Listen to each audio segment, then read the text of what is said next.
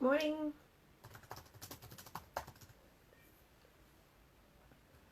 I'm about to go live. Hello, Fernanda. I'm actually away with you. It's cool to see you here. Good morning. It's so lovely to see so many people here this morning. Thank you. Thank you for joining. I'm just waiting for my Facebook Live connection to go. And I think we are ready. This morning's session is going to be quite a little different because I'm going to be doing a bit of a talk as well. So we're going to get ready. Let me just get everything sorted. So it does take quite a bit of stuff to get sorted. Okay. If you're on Facebook, I did try to get a bit more light today, but it's not exactly working great, so I'll keep working on it. If it is too dark for you, then please jump over to Instagram. It actually looks a little bit better on Instagram, just in terms of light. So let me get everything I need ready. Good morning for those of you who are joining again, and thank you for taking the time for yourself this morning. I know it's not always easy to find time for yourself, and I want to congratulate you on that. And then I want to encourage you to consider your mental health as important as your physical health. And just as we need to consistently practice exercises and strengthening our physical health, we need to do the same for our mental health as well. So this morning we're going to be doing something a little bit different. I've added a bit of a learning space to it as well, so we can talk about or learn a bit more about grief and how our body responds to it so that we can look after ourselves a bit better through it. So just as our normal formalities, if it's the first time you're joining, you are very welcome. My name is Amy Isaacs. I'm an occupational therapist, and I have quite a few years experience in various fields in mental health and wellness. And this is an area I'm quite passionate about at the moment, or have been for a while. And I'm hoping that these sessions make mental wellness activities more accessible and more accepted in general. From these sessions, I'm hoping you'll learn stress management tools, and that these are things that you can keep practicing, whether it's at your own, in your own home, or many of us are going back to work at the moment.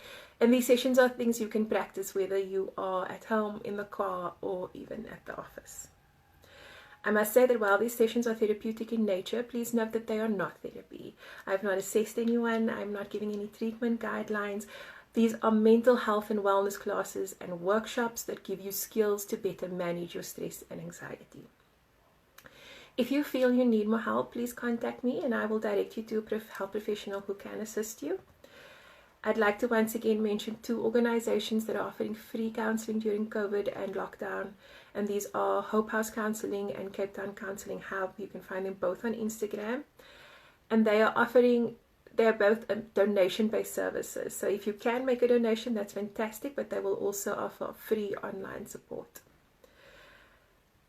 If you're feeling that you are struggling to participate in some of your sort of daily activities, so things like you're really struggling to get out of bed to go to work, or you're struggling to look after your family, or you're just struggling to look after yourself, and you feel like it's at a point where you just need a lot more support, and if it feels like you just can't get out of it, like it's not a sad day, it's not a difficult day, it's a space where you really can't shake the feeling of a heaviness and a darkness, I would suggest that you inbox me, get some help, and I can help you get the right mental health professional for you.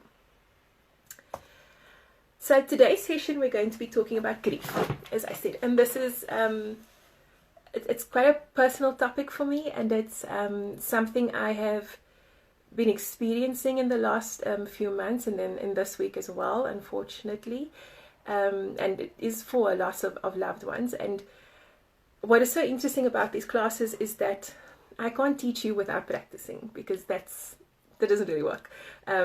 I need to practice what I'm teaching, basically. So since I started doing these classes, I have been focusing on my deep breathing, on my stress responses, on how I manage difficult days, stressful days. And in the week when we lost someone pretty close to us, what was so interesting is that my body immediately responded with deep breathing. And I thought that was quite impressive, actually, for my brain and my body. And it actually really made me acknowledge the the impact of practice when it comes to deep breathing, when it comes to mindfulness, when it comes to the sessions that I'm teaching you, the impact of doing it regularly. It actually changes the way your body responds to stress and to difficult situations. A very practical example is when we got home on Wednesday evening after dealing with a loss of a loved one, or hearing of a loss of a loved one. My clothing all felt incredibly heavy, and I think it's just because the day felt heavy. And my immediate response with my body was yoga. I've been doing yoga and practicing it a bit in the evenings, not majorly. I do the same 9 poses, and I'm very happy to share that if you're interested. I'll share a picture of the 9 poses I do. And yoga is something I've been attempting for many years. I wouldn't say I'm fully into the practice, but I'm trying. And it really is a matter of focusing on the movement of my body, where my body is, and my breath in response to that movement. And I immediately felt in this grief situation that that's what my body wanted to do. When I felt that I felt incredibly overwhelmed by sadness and loss, this is what my body wanted to do. And I was quite impressed with that. And it really helped. It calmed me, it calmed my anxiety. I was able to have a conversation afterwards. And that's really why I thought, we're all experiencing quite different senses of loss at the moment. And they're all valid. They're all normal responses. Whether you're going through a loss of a loved one, a loss of income, a loss of an expectation, all of these losses cause a level of grief, and we mourn them. Now, by no means am I saying losing a spouse or a parent is the same as losing an opportunity to go to an event. By no means am I saying that they are exactly the same. But what is so interesting about our stress responses and about our response to trauma is that our brain does not differentiate. Our brain has the same response. So whether you're mourning a deep loss of a loved one, or whether you're mourning the opportunity to see your child go to a matric dance, it's big. It's big. Your brain is not differentiating between the type of grief and the type of loss. So these responses that I'm going to teach you today, or these exercises I'm going to teach you today, can be used to manage the loss of a loved one and the grief that comes with that, or it can be used to manage the loss of an income and the grief that comes with that. So let's talk a bit more about grief. So as I was saying, grief can occur from any form of loss. It is a complicated space, and it happens when we experience the loss of someone, which is almost the most common space when it comes to grief, or something that we attached emotional value to. This means we can grieve events such as graduations, matric balls, even events such as baby showers, bachelorette parties, bachelor parties, things that you envisioned and attached emotional value to. If you're not able to do these things now because of lockdown or COVID, or because something happened in your life, you will grieve the event and you will mourn it. You can also grieve places. So you might experience this when you move house or change jobs. You could have made the decision to move, but it's still a loss of a space that you were comfortable and you knew. We can also grieve a dream, a hope or expectation, and something so as simple as having a family naturally. Infertility can cause a repetitive grief process because you're consistently going through the expectation and then the loss, the expectation and the loss. And similarly, this can occur when you lose a part of your bodily function through an accident and now you have a disability. It's also, you could have been dreaming that you'd be driving your car, or walking down the aisle, or just enjoying your general daily activities with a fully functioning body, and now you're in an accident or you get ill and you are left with a disability, and you will grieve the life you had before your disability, before you're able to move forward and accept the life that you currently have. I very often work with parents of children with disabilities, and that grief process has also been very interesting for me to watch. These are families who had a hope and a dream of having a child who would go to an average school, who would learn to drive when they're 18, who would graduate. These are, as parents, when people become pregnant or adopt or whatever, you have a hope or a dream attached to this activity and this event in your life. And if that doesn't play out as you expected it, you will mourn that journey and you will have a loss attached to that. So I want you to participate in today's session considering that we all experience many losses in life throughout it. Some are heavier, and some are ones that we are okay to continue with. The most common reference to grief, though, is when someone we love passes away.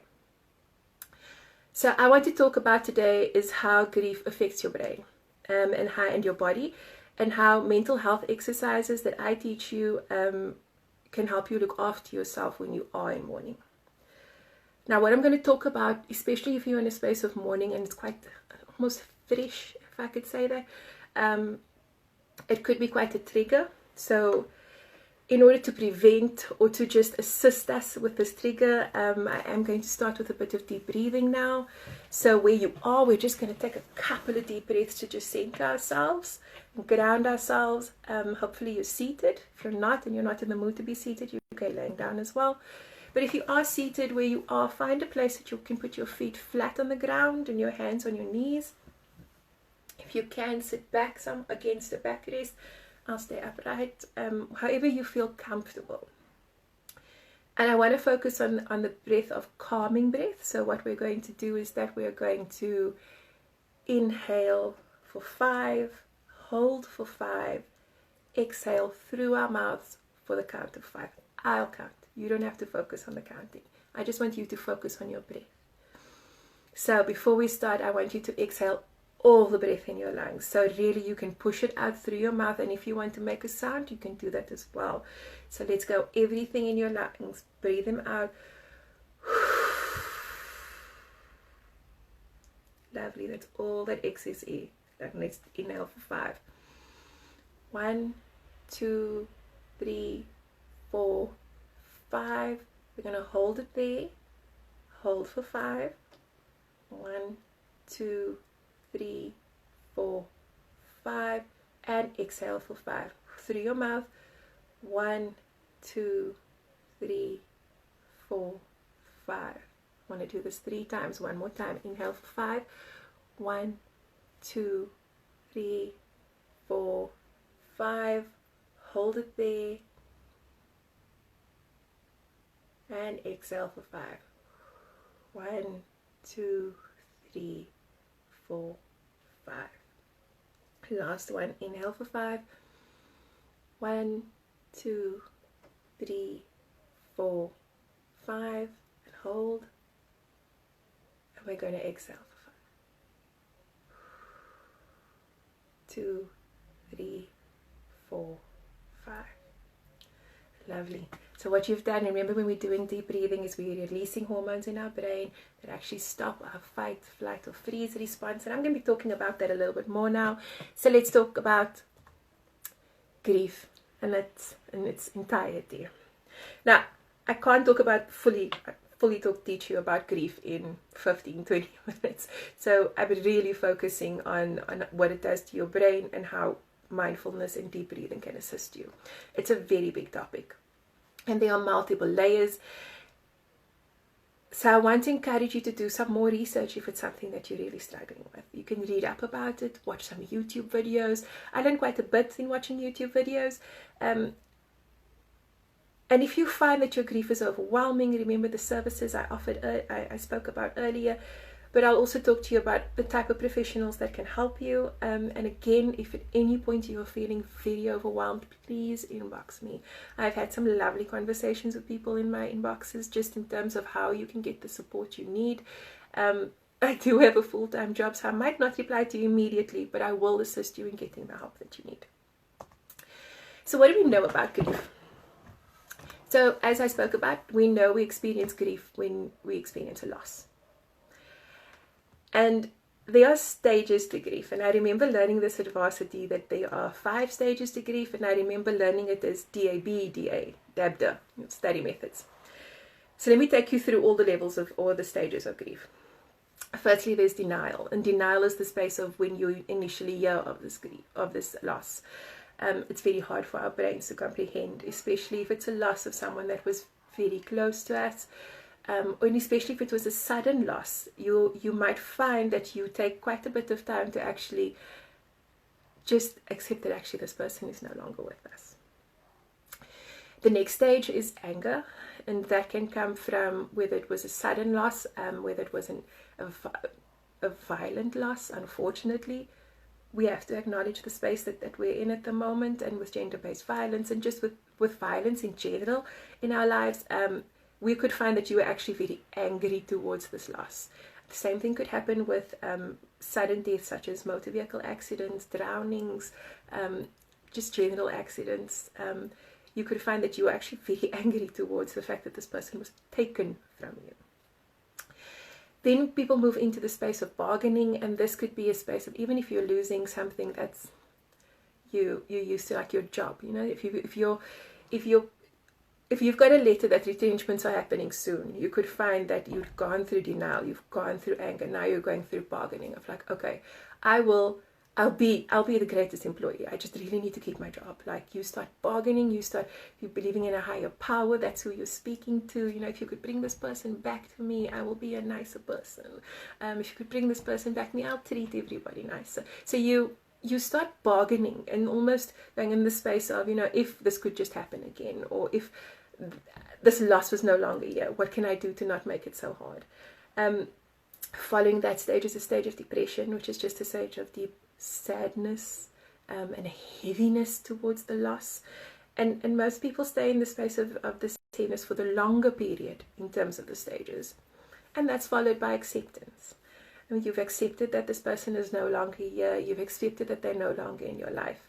And you're possibly able to just continue with life. But what's interesting is, so when I teach you about things, you can be guaranteed that I then go and look for what is the latest research, what is best practice, what are we now learning, and what I learned in varsity is not particularly what we're learning at the moment.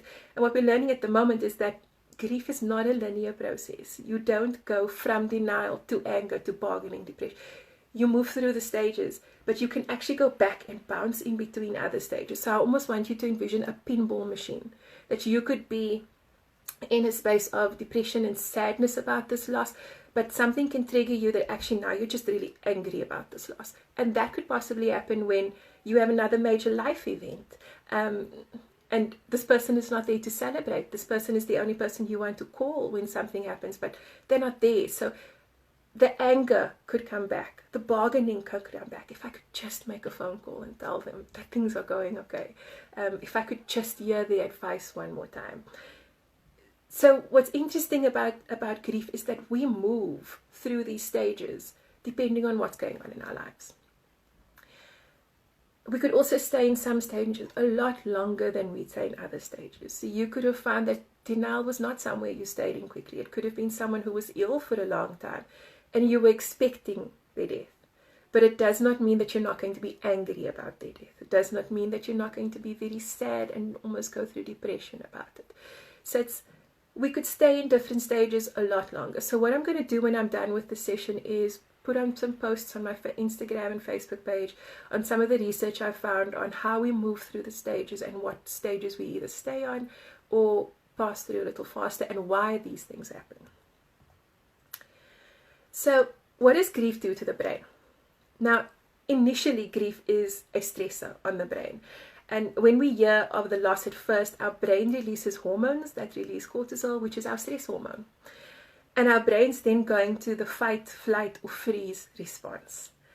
Now, this might immediately make you feel numb. It might cause a bit of a brain fog, confusion, not able to settle yourself.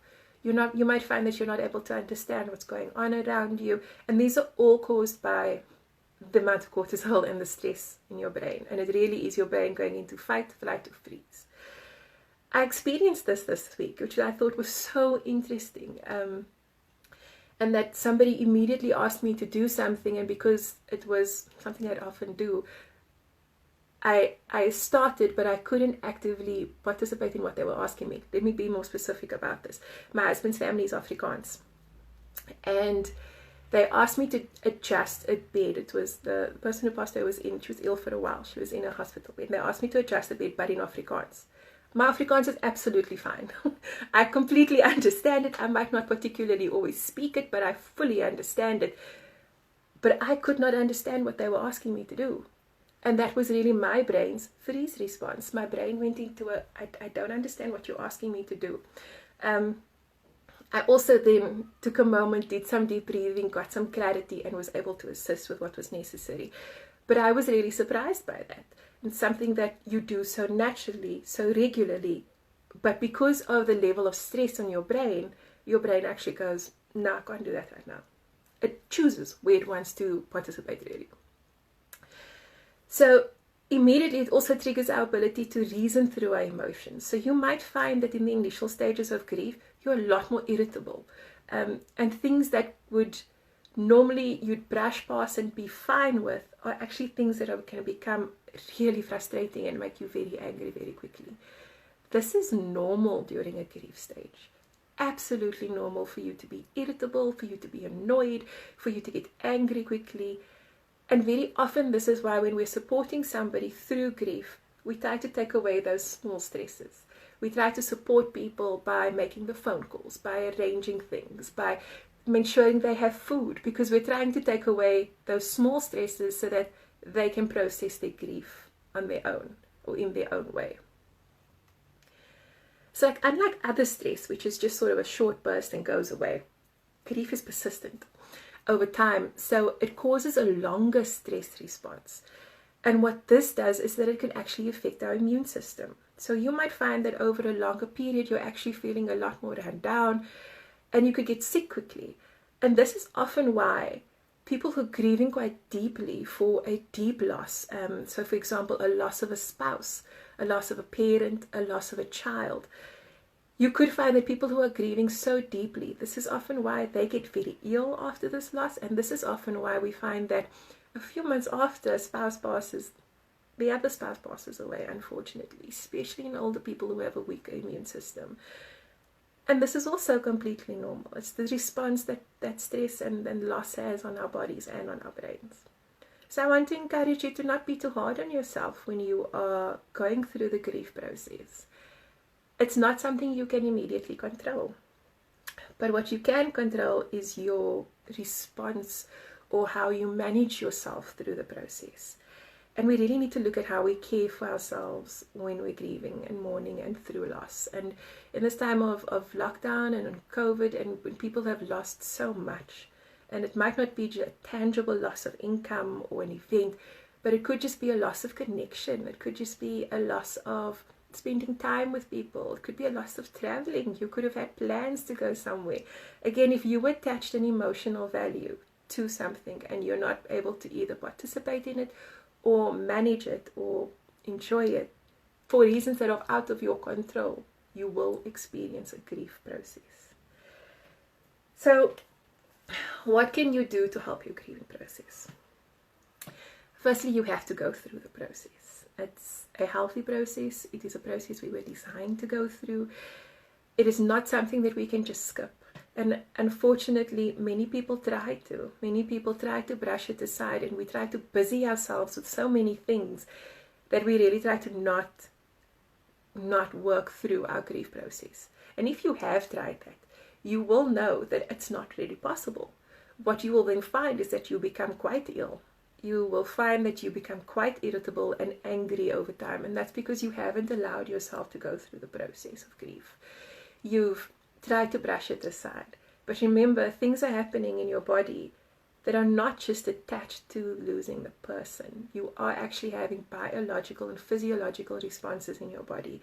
And these responses cause illness, they cause consistent anger or persistent anger. We can't allow our bodies to stay in the stress response because they will make us ill. So we do need to find ways to get through it. You might find you need some more support. And if you find yourself unable to move past the grief or continue with your daily activities after a long period of time. So we also need to allow people time to move through their grief process. And if you find that for the first couple of days, weeks, months, everything is really difficult and you struggle to get out of bed, you struggle to participate in just community spaces, you struggle to eat, if you find that any of these things are happening, they're actually pretty normal processes. And we have to allow our bodies to go through that. But if you find that it is becoming debilitating to the point of, you really can't foresee ever getting out of bed, you really can't foresee ever participating in anything that adds more time and value to your life, sort of like your social interactions, going back to work. If you find that it's really something that you can't see yourself going through, then you need to consider getting more support and more assistance in your grief process. Many religious institutions like churches and mosques have bereavement counselors, they have grief groups, they have lots of processes that you could really just reach out to. You could also find more support through health professionals that offer support, such as a psychologist, mental health occupational therapists, social workers, counselors. Again, inbox me if you're at that point where you really just need more support. There's no shame in needing support with grief. It is quite a complicated emotion. And again, it causes so many other ripple effects in our bodies and in our lives that it's valuable to get that support if you need it. What else can you do?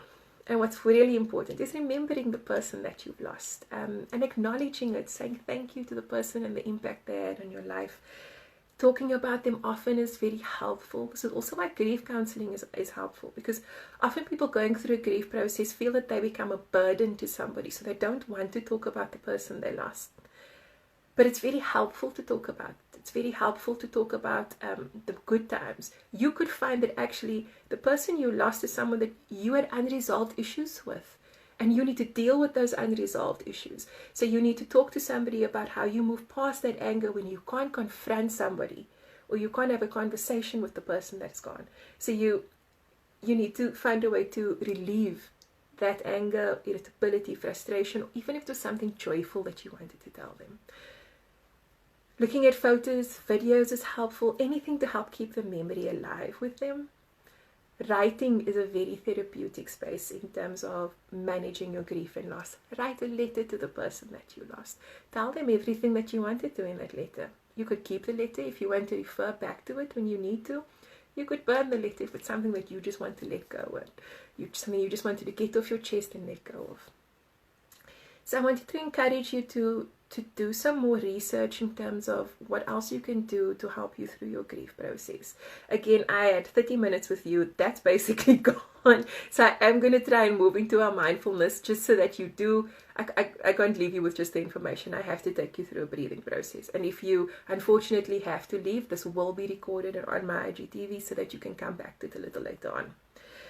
So let's look at why mindfulness is helpful in the grieving process. So the sessions that we've been doing, mental health wellness, these can really help when you're feeling overwhelmed by grief. Deep breathing and other mindfulness exercises help release hormones that tell our brain that we are okay, and we'll make it through the stress response. When we focus on the breathing and on the here and now, we're not remembering past times of anxiety or even happy times. We're not remembering them.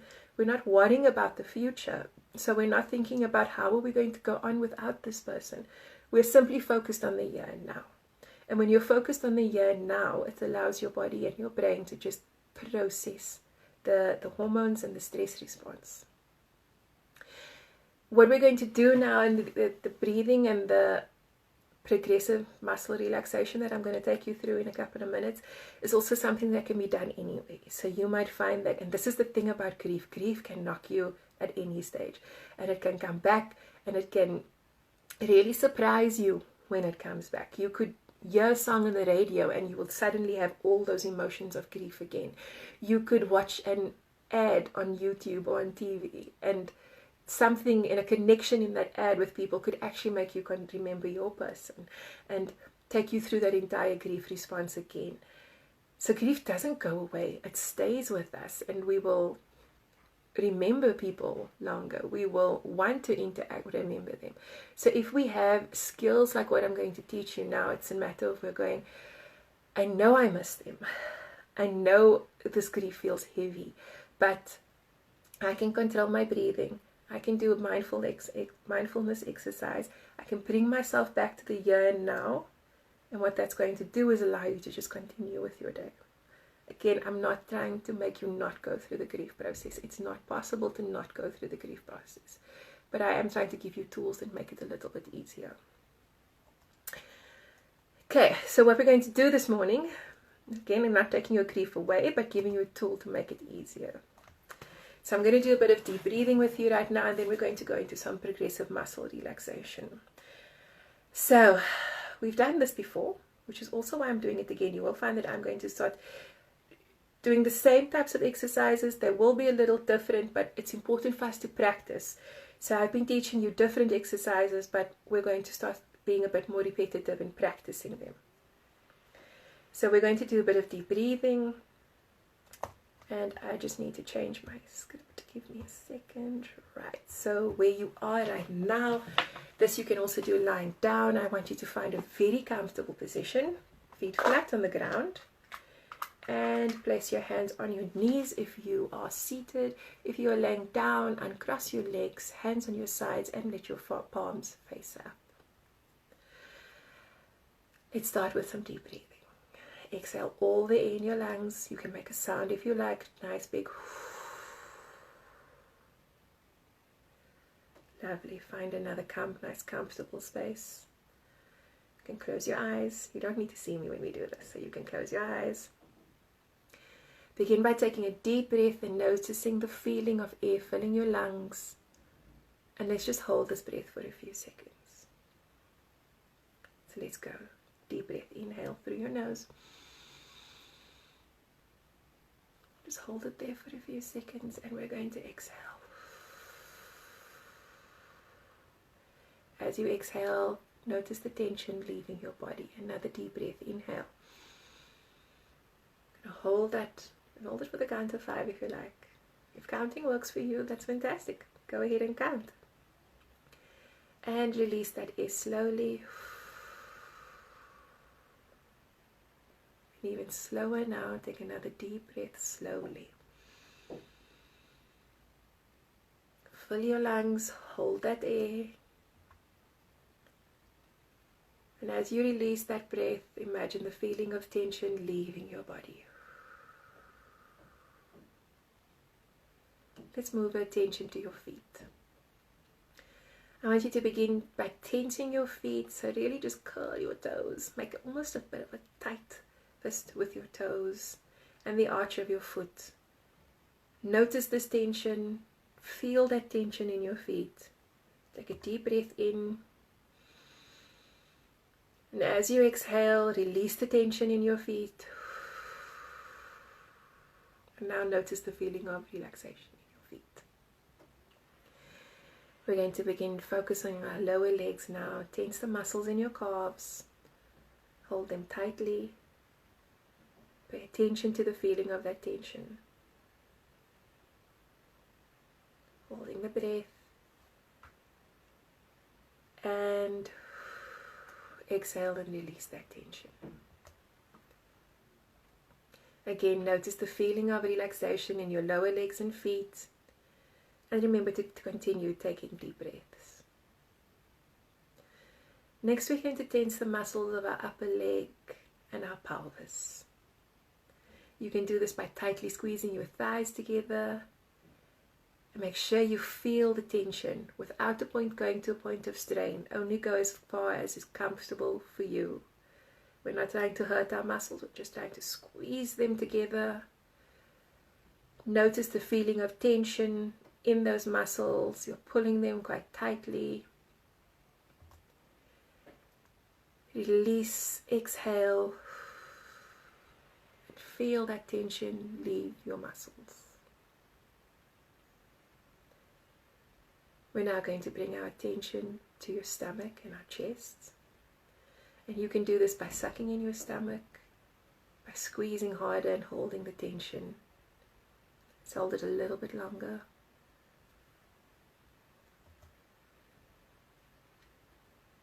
And release that tension. Exhale, allow your body to go limp. And let yourself notice the feeling of relaxation now in your stomach and your chest. Your legs and your feet are feeling completely relaxed. Continue taking deep breaths, breathing slowly, noticing how your lungs are filling with air, and let's hold that breath.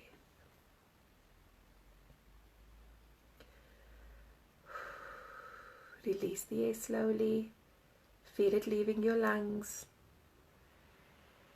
And now we're going to bring our attention to our back and shoulders. We all carry quite a bit of tension in our back and our shoulders. So we're going to squeeze them together so you can hunch up your shoulders if you need to. Really feel that tension in those muscles. Squeeze them tight as you can without straining and keep holding that tension.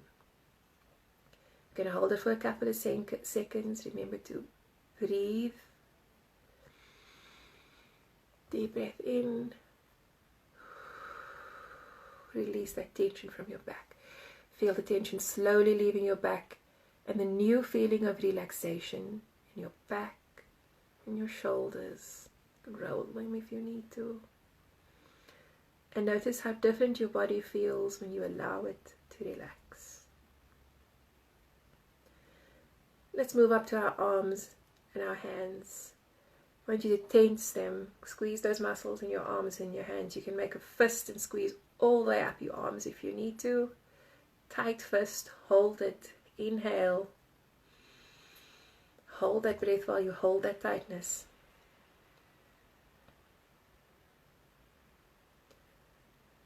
And release the tension from your arms and shoulders.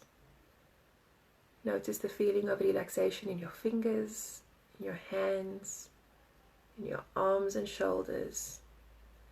Notice how your arms feel limp and at ease. We're going to move up to your head and neck now. Tense your face and your neck. You can really squeeze your muscles together if you need to. Move up your neck and your head. Tense your face, squeezing, and release. Last one, inhale, tense the entire body. Hold that tension and release. Right now I want you to squeeze your whole body one more time. Squeeze. Pay attention to the feeling of relaxation and how different it is to the feeling of tension. And release. You can take one more deep breath just where you are. Inhale. Hold that for 5 seconds. 2, 3, 4, 5. And exhale. You should now pay attention to the feeling of relaxation in your body and how different this feels to the tension that you previously had. When you're ready, we're going to begin to wake up your body, slowly moving your muscles, adjust your arms and legs, stretch your muscles if you need to. And when you're ready, you can open your eyes and come back. Okay, my laptop died. So if you are on Facebook, I'm so sorry. I will find that recording and place it up again for you. If you've been on Instagram, I want to thank you for joining me this morning. If you have any more questions about grief and loss, please contact me and inbox me, and I'm happy to have the conversation with you. If you find the session helpful, please share it with your friends. You can tag somebody in it. But many people are going through spaces of grief and loss at the moment. And it's helpful to support people. And it's helpful to say, I acknowledge your grief and loss. And acknowledge that we can all help each other through it. I think that's all for this morning. My computer died, kind of threw me a little bit, but that's okay. You are all very welcome. Thank you so much for joining me. There's some new people here this morning, which is really lovely. Thank you for joining. Please let me know what else you're interested in. I will start doing a lot more sessions on information sessions where we'll talk about what is depression, what is anxiety. If there's anything specific you want me to talk about, let me know. Inbox me or comment on my posts. And yeah, I'm here to serve. Let's heal together. Let's learn and heal together. Have a lovely Saturday. It is a beautiful day in Cape Town. Wherever you find yourself, go and have a nice glass of water now, because when we release and tense our muscles, we release some toxins as well. So a nice tall glass of water, outside for some fresh air, couple of deep breaths. And remember, you can come back to this whenever you need to. You can do deep breathing whenever you need to. I want to offer also my condolences to anyone who's going through some loss at the moment. Yeah, we'll work through it. Have a lovely day, everyone. Bye-bye.